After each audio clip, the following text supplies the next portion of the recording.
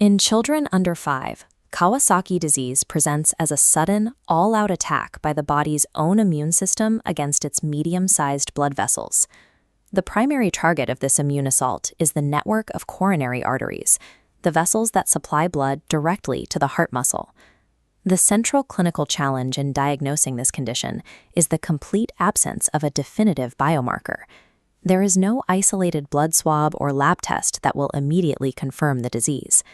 Because laboratory confirmation is impossible, clinicians must rely entirely on strict clinical pattern recognition to intercept the progression.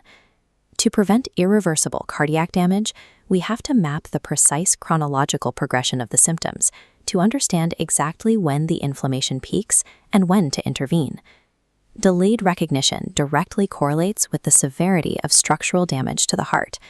Missing the early external signs allows the inflammatory cascade to proceed unchecked. This master timeline maps the critical first 4 weeks of the disease.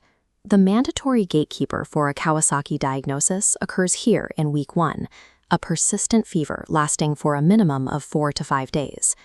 Alongside persistent fever, clinicians must identify at least 4 out of 5 specific clinical signs, categorized by the mnemonic CREAM. First is conjunctivitis.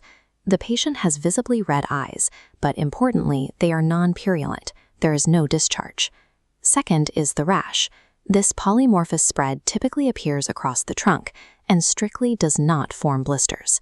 Third is edema. Hands and feet show swelling and pronounced redness. The actual peeling or desquamation occurs much later. Fourth is adenopathy. This manifests as a single enlarged cervical lymph node in the neck, measuring over 1.5 centimeters. Finally, mucosal involvement. This presents as deeply cracked red lips and a textured, inflamed strawberry tongue. These 5 seemingly disparate external symptoms are the visible markers of widespread acute vascular inflammation occurring rapidly during the first week. As we pan across this timeline into weeks 3 and 4, the fever drops and the CREAM symptoms begin to fade away. This symptom-free period is the high-risk zone where the true danger of the condition manifests. The primary physiological threat is the formation of coronary artery aneurysms. Prolonged inflammation from the acute phase weakens the vessel wall. Over time, that degraded tissue fails and balloons outward under the pressure of rushing blood. Without medical intervention, 20 to 30% of Kawasaki patients will develop these aneurysms. Clinicians use the echocardiogram to monitor the architecture of the heart. It is the primary non-invasive tool capable of detecting this structural degradation in real time. The clinical danger of Kawasaki disease lies in its latency. The acute external symptoms serve as a warning for a structural collapse of the coronary arteries that occurs weeks later.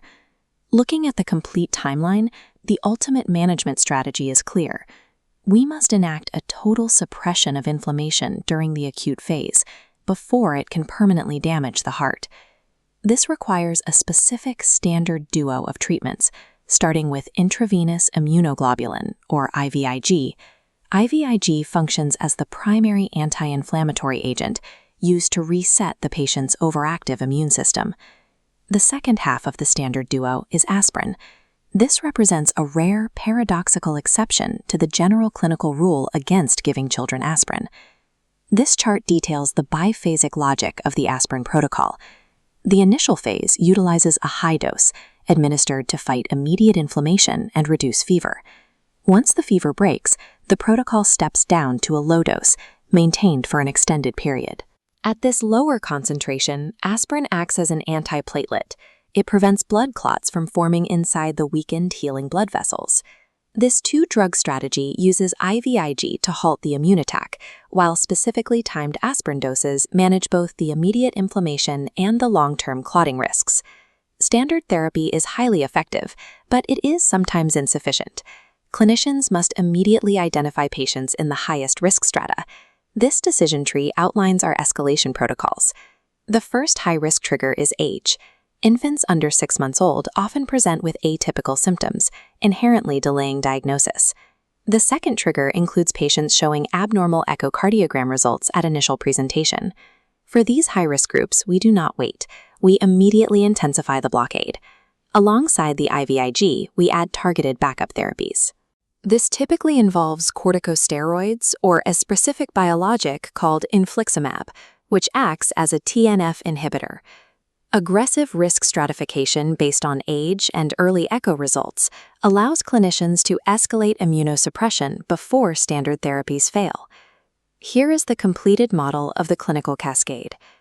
Early recognition of the cream criteria during the initial fever window triggers the intervention blockade, isolating the acute symptoms from the subacute danger. Completely suppressing the acute immune response is the only proven method to eliminate that 20 to 30% risk of subacute coronary aneurysms. This summary card extracts the absolute clinical essentials. The typical patient is under 5. The primary risk is a coronary aneurysm. The primary monitoring tool is the echocardiogram, and the standard treatment relies on IVIG and aspirin. Monitoring continues with the echocardiogram, which tracks the physical health of the vessels long after the initial fever fades. Management of the disease depends on using transient external signs to intervene before the transition to permanent cardiovascular damage occurs.